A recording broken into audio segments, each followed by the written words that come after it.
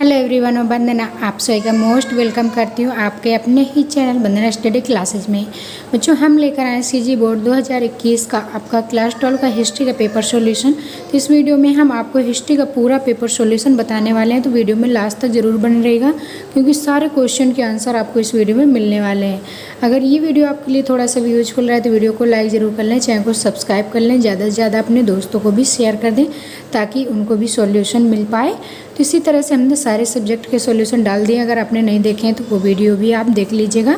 चलिए स्टार्ट करते हैं। क्वेश्चन 1 के आंसर हमने बता दिए थे, अगर आपने नहीं देखे हैं तो लिंक आपको डिस्क्रिप्शन में मिल जाएगा, वहाँ से भी आप चेक कर सकते हैं। चलिए अब देखते हैं क्वेश्चन नंबर 2 के आंसर से, ठीक, जो एक वाक्य एक शब्द में उत्तर रहते हैं उनसे, ठीक। तो पहला आपका जो दूसरा नंबर क्वेश्चन है उसमें है वेद शब्द से आप क्या समझते हैं। तो वेद शब्द से हम पवित्र ज्ञान समझते हैं। क्या समझते हैं? पवित्र ज्ञान समझते हैं। इसके बाद नेक्स्ट है आपका थर्ड नंबर क्वेश्चन, कुषाण वंश का प्रसिद्ध शासक कौन था। तो कुषाण वंश का प्रसिद्ध शासक कौन था, ये आपको लिख देना कनिष्क था, ठीक। इसके बाद क्वेश्चन नंबर 4 का आंसर है कश्मीर का अकबर जैनुल अब्दीन को कहा जाता है। कश्मीर का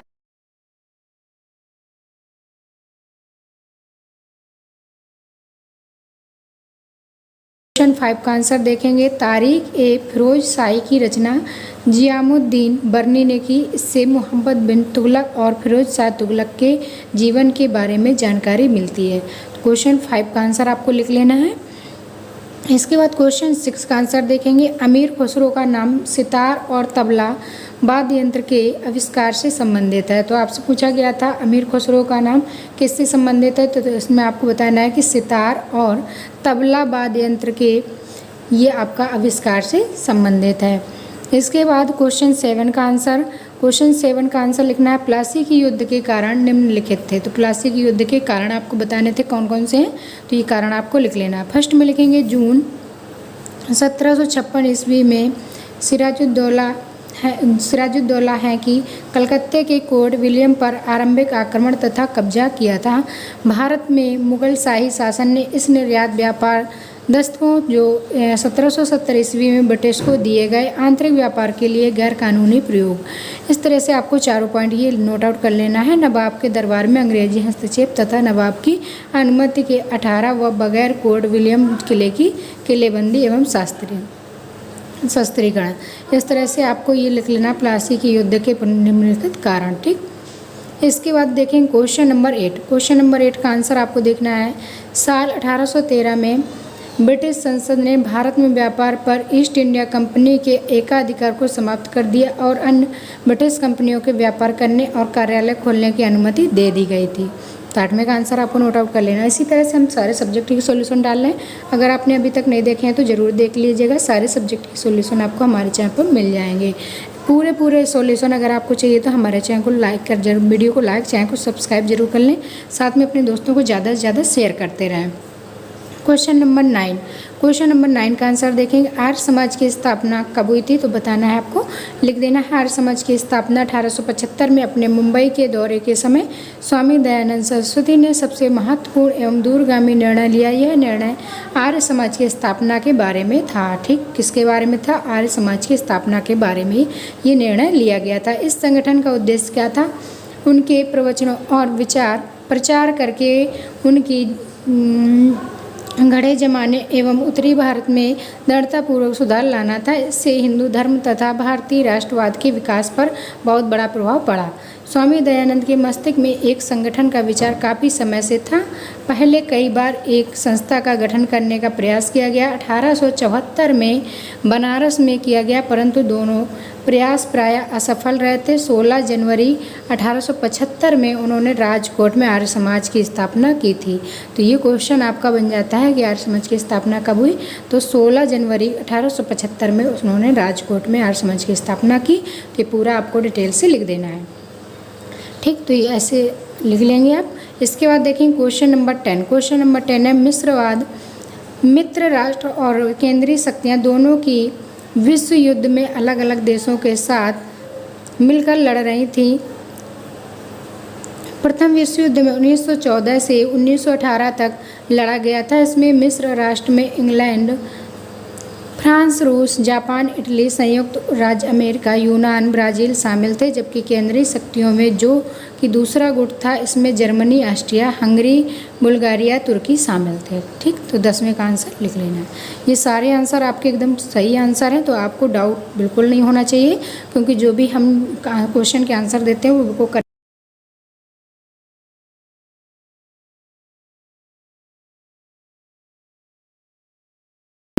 आपको गलत क्यों बताएंगे, आपको जो भी क्वेश्चन बताए जाएंगे बिल्कुल करेक्ट बताए जाएंगे। ठीक, चलिए अब देखते हैं क्वेश्चन नंबर 11। औद्योगिकरण तथा शहरों में बेहतर आर्थिक सुविधाओं के चलते ग्रामीण जनसंख्या का शहरों में पलायन शहरीकरण कहलाता है। शहरीकरण क्या है आपको लिख लेना है। इसके बाद देखें क्वेश्चन नंबर 12। क्वेश्चन नंबर 12 का क्या है आंसर आपको लिखना है। मेगास्थनीज यूनानी शासक सेलुकस का राजदूत था, जो चंद्रगुप्त मौर्य के दरबार में आया था और मैं किस तमीज़ से भारत की यात्रा के पश्चात इंडिका नामक पुस्तक लिखी थी। इसके बाद क्वेश्चन नंबर 13 का आंसर लिखना है।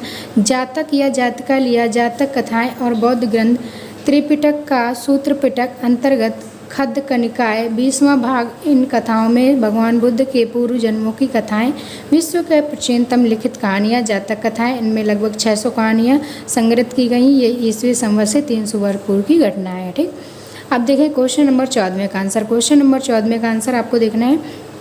प्राचीन भारत के धार्मिक साहित्य, आइए जागरूक पर आज प्राचीन भारत के धार्मिक साहित्य के बारे में जानकारी लेते हैं। भारतीय साहित्य समृद्धि और संपन्न साहित्य और विभिन्न भाषाओं में लिखे जाने के बावजूद भी एक ही है। भारतीय साहित्य धार्मिक, नीति का, सामाजिक और ऐतिहासिक साहित्य का भंडार है, जो हमारी धरोहर है।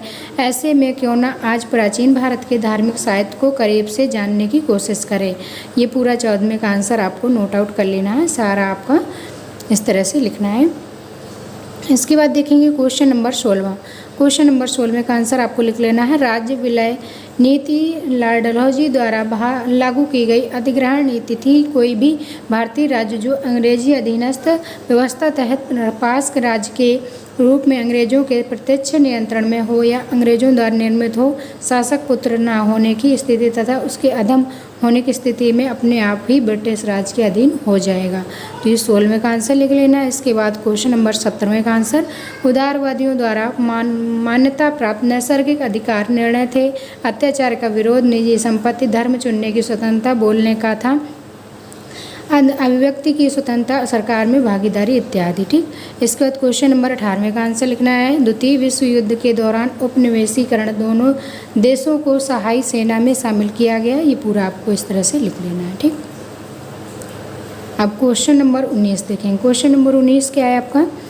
ईसा पूर्व 6वीं शताब्दी का काल काफ़ी महत्वपूर्ण था। इस काल में विभिन्न महाजनपदों का उदय हुआ। बौद्ध ग्रंथ अंग उत्तर निकाय में इस काल के 6 महाजनपदों का उल्लेख प्राप्त होता है। ठीक, मगर कौशल, युवा और अवंती इस काल के शक्तिशाली महाजनपदों में से एक थे। इन महाजनपदों के शासक के पास बड़ी बड़ी सेना थी। इसके अतिरिक्त इस साल राज्य को चलाने के लिए बड़ी मात्रा में संसाधनों की आवश्यकता थी। इन शासकों ने अपने राज्यों की सुरक्षा के लिए बड़ी संख्या में किलों का निर्माण कराया। बड़ी सेनाओं के रखरखाव के लिए एक विभिन्न खेलों के निर्माण के लिए अत्यधिक धन की आवश्यकता होती। इस काल में भी बुरा जैसे ही राज्य की आमदनी का प्रमुख स्रोत था। भू राजस्व उपज का 1/6 भाग तथा इसके अतिरिक्त राज्य का प्रशासन चलाने के लिए विभिन्न अधिकारियों का वेतन देने हेतु एवं विभिन्न कार्यों के लिए धन की आवश्यकता होती है। तो ये पूरा आपको 19वें का नोट आउट कर लेना है। इस तरह से पूरा आपका आंसर दिया गया है, पूरा आपको अच्छे से लिख लेना है। ठीक, आप क्वेश्चन नंबर 20 देखें। क्वेश्चन नंबर 20 है। अशोक का धम्म धार्मिक क्रांति नहीं वरन विश्व बंधुत्व की शिक्षा प्रदान करता है। तो आपका जो अशोक का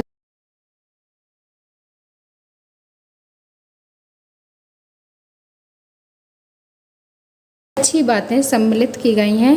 धाम में संयम, शुद्धि और अहिंसा पर जोर दिया गया, जबकि विरोध, क्रोध तथा अहंकार को त्यागने की शिक्षा मिलती है। उसमें निरंतर मानव की नैतिक उन्नति का प्रयास किया गया है। अशोक के धर्म की विशेषताएं। अशोक का धम्म सार्वभौमिक था, जिसमें प्राचीन सभी धर्मों की बातें समाई थी। धम्मा ईर्ष्या पर विशेष जोर देता है और सभी प्राणियों के प्रति दया का भाव जगाता है। आडंबरपूर्ण अनुष्ठानों के स्थान पर मूल धार्मिक सभाओं पर बल दिया गया है।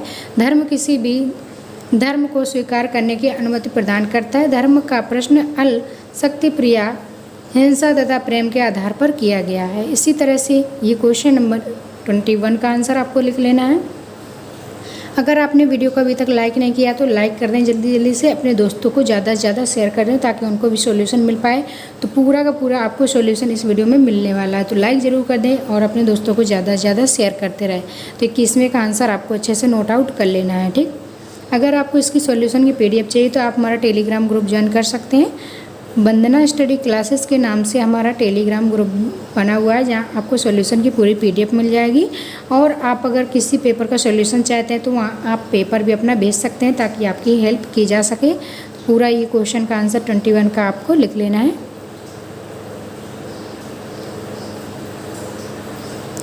ठीक। तो ये 21 का आंसर है, पूरा आपको नोट आउट कर लेना है।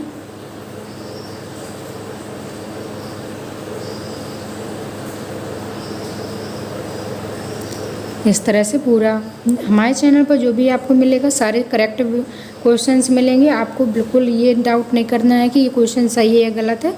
आप बेझिझक लिखिए, बिल्कुल आपको राइट आंसर दिए जाएंगे, जितने भी दिए जाएंगे। जिसमें भी डाउट होगा आपको बता दिया जाएगा कि ये क्वेश्चन में डाउट है या फिर छोड़ दिया जाएगा। तो आप कहीं से भी लिख सकते हैं लेकिन आपको गलत नहीं बताया जाएगा, ठीक। ये क्वेश्चन नंबर 21 आपको पूरा लिख लेना था। इसके बाद देखेंगे 22। सांस्कृतिक राष्ट्रवाद के अंतर्गत 2 प्रकार के मत प्रकट किए गए थे। पहला मत जाए कि भारतीय सभ्यता एवं संस्कृति की कुछ बुराइयों के खिलाफ आवाज़ उठाना, जैसे समाज में व्याप्त सती प्रथा, जाति प्रथा इत्यादि को भारतीय धर्म एवं समाज को अभिन्न अंग बन गई है थी। इसके अतिरिक्त राजा राममोहन राय एवं ईश्वरचंद्र विद्यासागर जैसे व्यक्तियों ने इन बुराइयों को दूर करने के प्रयास किए थे। तो 22 का पूरा आंसर आपको लिख लेना है, ठीक। ये पूरा आंसर इस तरह से आपको पूरा नोट आउट कर लेना है।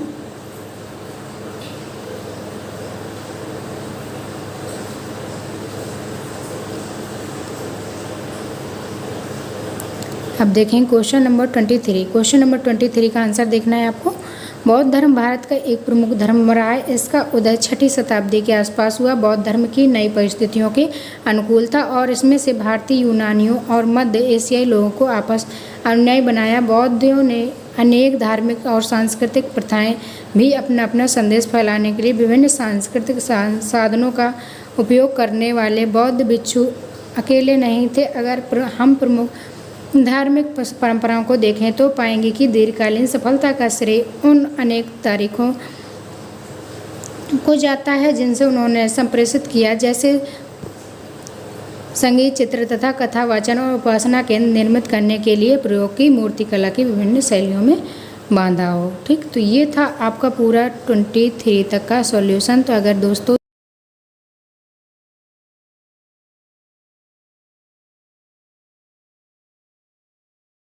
कर सकते हैं, जहाँ से आपको यहाँ की सॉल्यूशन की PDF में मिल जाएगी। इसी तरह से हमने सारे सब्जेक्टिव सॉल्यूशन डाले हुए हैं। अगर आपने अभी तक नहीं देखे हैं तो देख लीजिएगा। चलिए मिलेंगे नेक्स्ट वीडियो में, तब तक के लिए bye bye. Thanks for watching.